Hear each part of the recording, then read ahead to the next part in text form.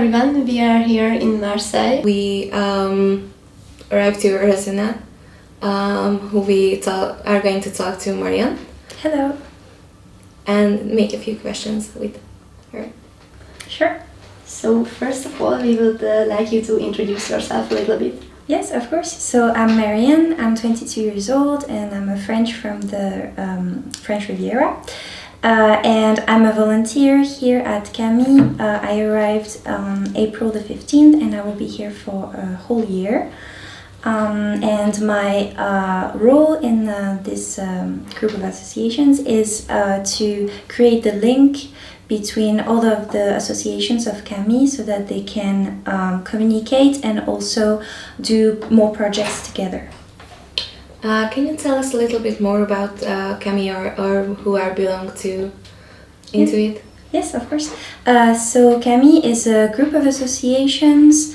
So there are 5 main associations in there, and they all work towards the same goal, which is promoting international mobility and also citizen consciousness in the population of youngsters, especially youngsters with less opportunity.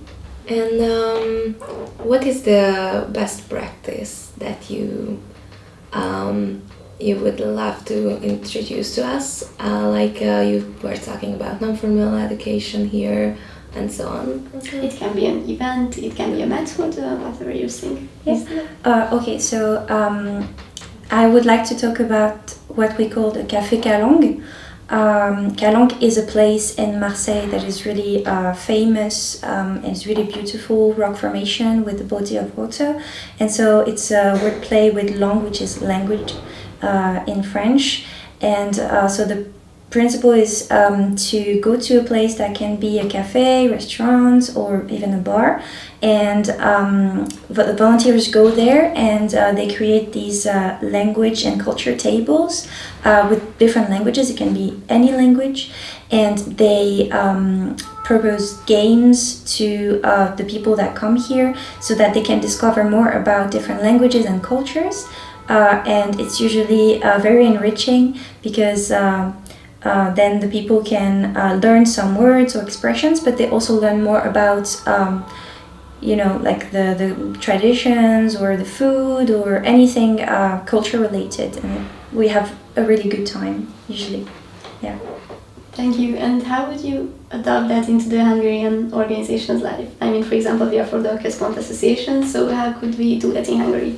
I think it would be very easy because, like I said, it's a very kind of like a blank canvas, because the only main thing is to teach languages and culture through games. So it can really be any language you want. And like I was saying, even here we have sometimes a French language table or regional language table. And so I think you could even do a Hungarian table for the people who are in Hungary but they don't speak Hungarian. So, it's really, the possibilities are endless. So, yeah. I have one last question. What do you think, which European value is the most important for your association or for yourself, for you? I think I would say cooperation is really at the root of CAMI, and to me it really mirrors the cooperation of different European countries in the European Union, because since at CAMI it's different associations that do different things admittedly, like for example Eurasia Net is more about Europe and Asia, whereas Bokrasawa is more about Europe and the Mediterranean countries.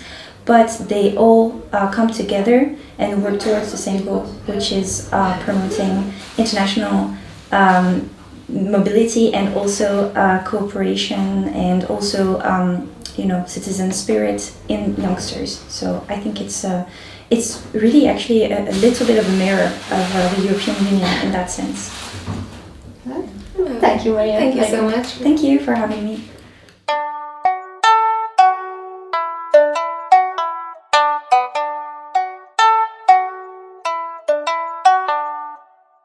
We are here with Teva.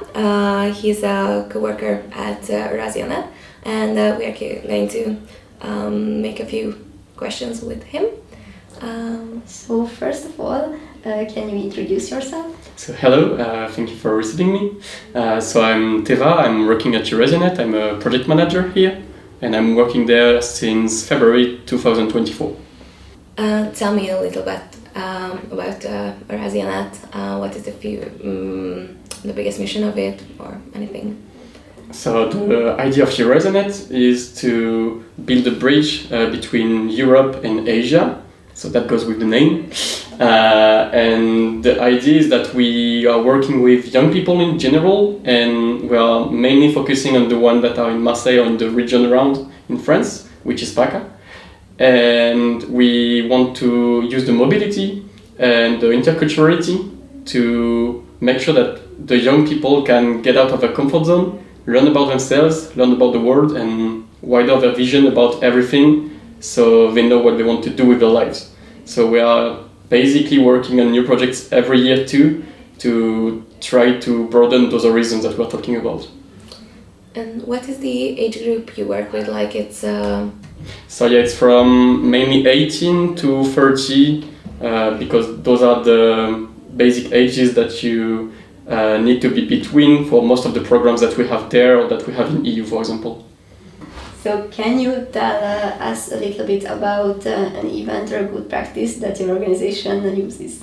So what we like to do here, because we believe that's one of the solutions to bring those young people on the scene, is to first bring them to a mobility program like the cycle service that we put internationally, because it's a French program first, or by the ESC, for example, which is the EU program.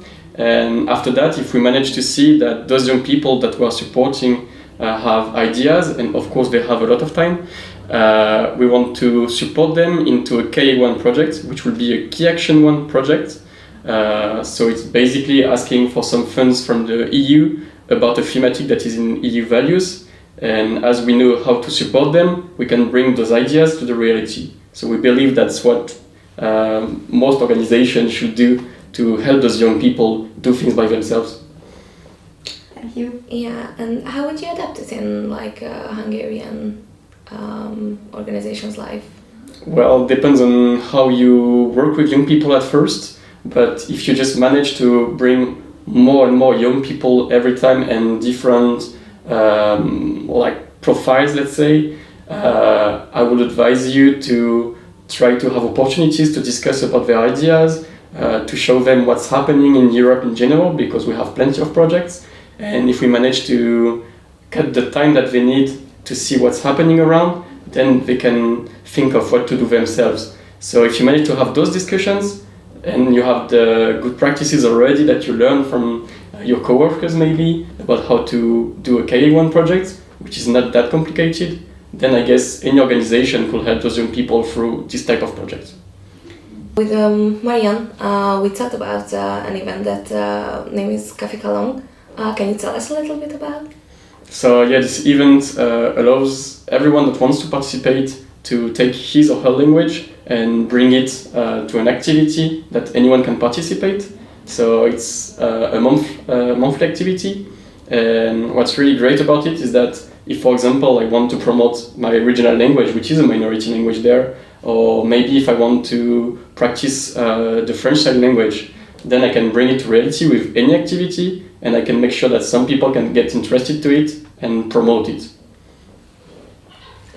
And can you tell me which European value do you think is the most important for your organization or for you? So what will go easy with what I just said before will be to choose equality, because that's what we're trying to do, to bring every different culture, even inside the country, so even inside France, and not even depending on the social backgrounds and everything of the people that we are putting in our projects. We want everyone to have the opportunities. So even if it's about languages, to have the same opportunities to be promoted, or for any different people with different profiles to participate in the projects. So I guess that's the main value that we want to promote there. This is really amazing. Thank you so much. Amazing job. Thank you. Thank you.